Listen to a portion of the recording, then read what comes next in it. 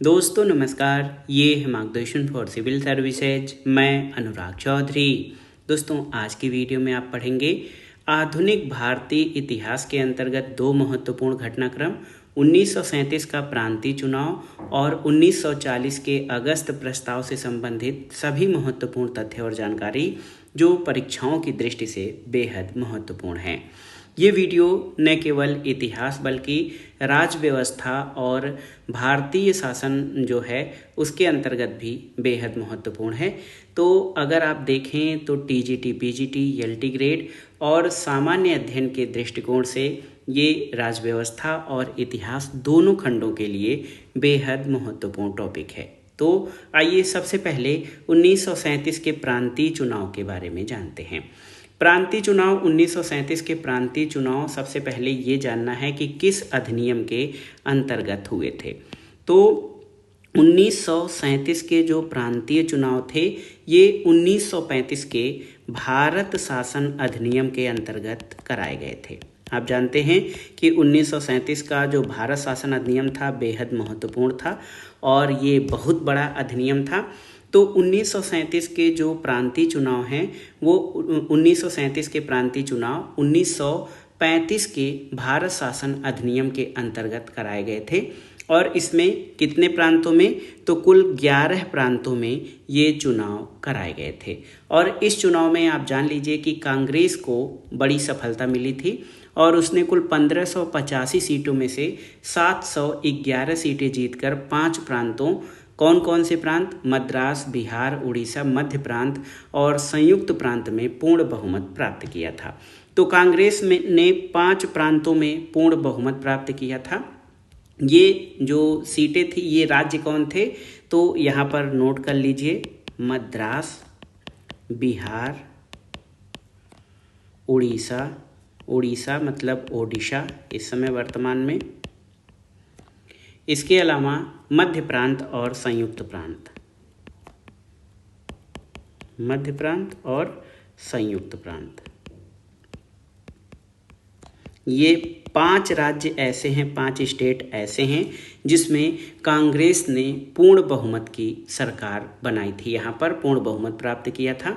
इसके अलावा बम्बई, असम और पश्चिमोत्तर प्रांत, यहाँ पर आप देखिए 3 प्रांत ऐसे थे जहाँ पर कांग्रेस सबसे बड़े दल के रूप में उभरी थी। बम्बई प्रांत में कांग्रेस बहुमत के काफ़ी करीब थी, यानी 175 में 86 सीटें प्राप्त करके इसने अपनी सरकार बनाई थी। पश्चिमोत्तर सीमा प्रांत और असम में कांग्रेस ने मिलीजुली सरकार बनाई थी। तो इस प्रकार कांग्रेस ने 5 राज्यों में पूर्ण बहुमत के साथ और 3 राज्यों में मिले जुले सरकार बनाई थी। तो यानी कुल 8 राज्यों में कांग्रेस की सरकार बनी थी। 8 राज्यों में कांग्रेस की सरकार बनी 1937 के प्रांतीय चुनाव के अंतर्गत। और आप देखिए कि इसी तरह पंजाब में किसकी सरकार बनी थी, तो यहाँ पर नोट कर लीजिए, पंजाब में यूनियनिस्ट पार्टी की सरकार बनी थी, यूनियनिस्ट पार्टी। और बंगाल में कृषक प्रजा पार्टी की सरकार बनी थी।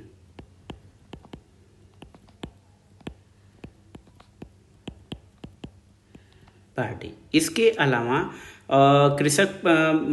पंजाब में यूनियनिस्ट पार्टी, बंगाल में कृषक प्रजा पार्टी और मुस्लिम लीग की सरकार बनी थी। सिंध प्रांत में सरकारी सहयोग और गठबंधन से सरकार स्थापित हुई थी। तो हम 1937 के प्रांतीय चुनाव की बात कर रहे हैं। 1935 के भारत शासन अधिनियम गवर्नमेंट ऑफ इंडिया एक्ट 1935 के अंतर्गत फरवरी 1937 में कुल 11 प्रांतों में चुनाव हुए। इसमें से कांग्रेस ने 5 प्रांतों में पूर्ण बहुमत प्राप्त किया, जबकि बम्बई, असम, पश्चिमोत्तर प्रांत में मिलीजुली सरकार बनी। और आप देख लीजिए, मद्रास, बिहार, उड़ीसा, मध्य प्रांत और संयुक्त प्रांत, ये 5 प्रांत थे जहां पर कांग्रेस ने पूर्ण बहुमत प्राप्त किया। और 3 राज्यों में, बम्बई, असम और पश्चिमोत्तर प्रांत में अन्य पार्टियों के सहयोग से मिली जुली सरकार बनी थी यहाँ पर। और संयुक्त प्रांत में देखिए, संयुक्त प्रांत जो वर्तमान में अगर हमारा उत्तर प्रदेश कहा जाए तो 1937 में संपन्न प्रांतीय विधानसभा चुनाव में उत्तर प्रदेश या संयुक्त प्रांत के कुल 228 में से 134 स्थानों पर कांग्रेस को सफलता मिली थी। तो यहाँ पर संयुक्त प्रांत या यूनाइटेड प्रोविंस में यहाँ पर लिख रहा हूँ यूपी, और यहाँ पर कांग्रेस को 228 में से 134 सीटों पर सफलता मिली थी। देखिए, यूपी का या संयुक्त प्रांत का इसलिए जानना जरूरी है क्योंकि ये यूपी स्पेशल के लिए भी बेहद महत्वपूर्ण है। तो संयुक्त प्रांत में कांग्रेस ने अकेले ही सरकार बनाई थी और इसको 228 में से 134 सीटों पर कांग्रेस को सफलता मिली थी। और इस सरकार में मुख्यमंत्री कौन थे? पंडित गोविंद बल्लभ पंत। तो पंडित गोविंद बल्लभ पंत 1937 के प्रांतीय चुनाव में उत्तर प्रदेश में कांग्रेस दल के जो है मुख्यमंत्री बने थे। यहाँ पर देखिए, पंडित गोविंद बल्लभ पंत मुख्यमंत्री थे और इसके अलावा मुख्यमंत्री पंडित गोविंद बल्लभ पंत, विधि और न्याय मंत्री के.एन. काटजू, विधि और न्याय मंत्री के.एन. काटजू बने थे, तथा वित्त मंत्रालय, इस सरकार में वित्त मंत्रालय रफ़ी अहमद किदवई, रफ़ी अहमद किदवई को मिला था। तो संयुक्त प्रांत के बारे में थोड़ा सा अलग से जानते हैं। 1937 के जो प्रांतीय चुनाव हुए थे, इसमें संयुक्त प्रांत के कुल 228 सीटों में से याद रखिएगा 134 स्थानों पर कांग्रेस को सफलता मिली। संयुक्त प्रांत में कांग्रेस ने अकेले सरकार बनाई थी और मुख्यमंत्री गोविंद बल्लभ पंत बने, विधि और न्याय मंत्री के.एन. काटजू थे, जबकि वित्त मंत्रालय रफ़ी अहमद किदवई को दिया गया था। लेकिन ये सरकार ज़्यादा दिन तक नहीं चल सकी थी। इस सरकार का पूरा कार्यकाल 28 माह था, यानी 2 साल से थोड़ा अधिक।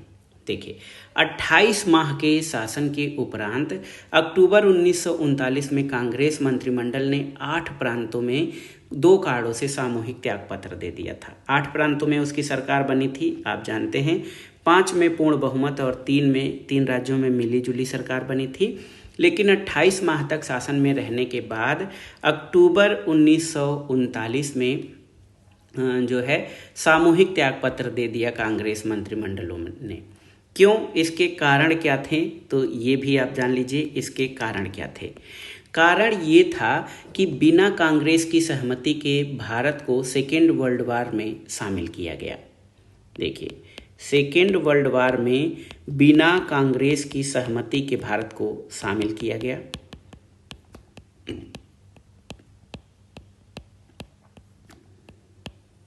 ठीक।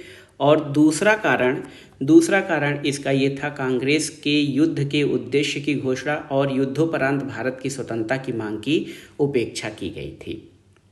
जो स्वतंत्रता की मांग कांग्रेस की थी, उसकी उपेक्षा की गई थी। इसलिए 28 माह के शासन के उपरांत अक्टूबर 1939 में 8 प्रांतों में कांग्रेस ने सामूहिक त्यागपत्र दे दिया था।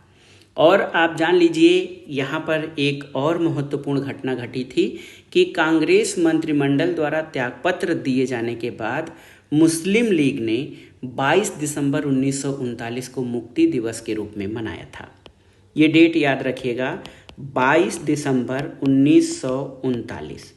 22 दिसंबर 1939 को मुस्लिम लीग ने कांग्रेस मंत्रिमंडलों द्वारा त्यागपत्र दिए जाने के बाद इसको मुक्ति दिवस के रूप में मनाया था। और इसमें जो मुस्लिम लीग ने मुक्ति दिवस मनाया था, इसमें उनका साथ डॉक्टर अंबेडकर ने भी दिया था। Doctor B.R. अंबेडकर ने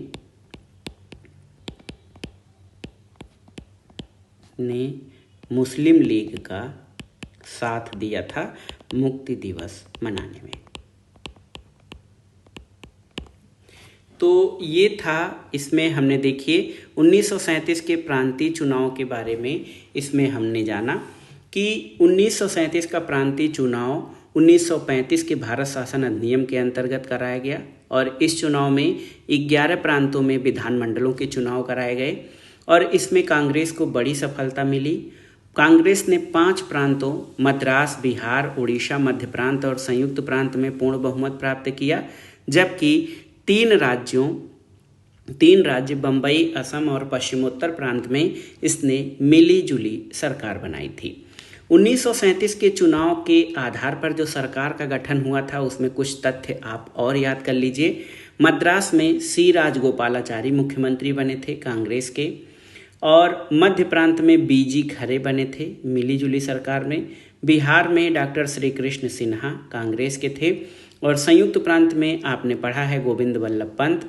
और आप जान लीजिए कि उत्तर पश्चिमी सीमा प्रांत में डॉक्टर खान साहब मुख्यमंत्री बने थे कांग्रेस और मिली जुली सरकार में। और पंजाब में सिकंदर हयात खान, हमने बताया कि पंजाब में यूनियनिस्ट पार्टी की सरकार बनी थी पंजाब में और सिकंदर हयात खान मुख्यमंत्री बने थे। बंगाल में मुस्लिम लीग और कृषक प्रजा पार्टी की सरकार बनी थी और फजलुल हक को बंगाल का मुख्यमंत्री बनाया गया था। तो ये था 1937 के प्रांतीय चुनाव से संबंधित महत्वपूर्ण तथ्य और जानकारी। आप जान लीजिए कि सिंध में अब्दुल्ला हारून ने 1937 में एक क्षेत्रीय दल की स्थापना की थी, उसका नाम था स्वतंत्र दल। तो आप जान लीजिए ये बहुत ही महत्वपूर्ण है भारतीय इतिहास में और राज्य व्यवस्था के अंतर्गत 1937 का प्रांतीय चुनाव, और इससे संबंधित जो भी महत्वपूर्ण तथ्य थे इसको हमने इसमें कवर कर लिया।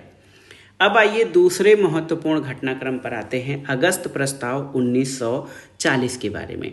तो कांग्रेस मंत्रिमंडलों ने त्यागपत्र दे दिया।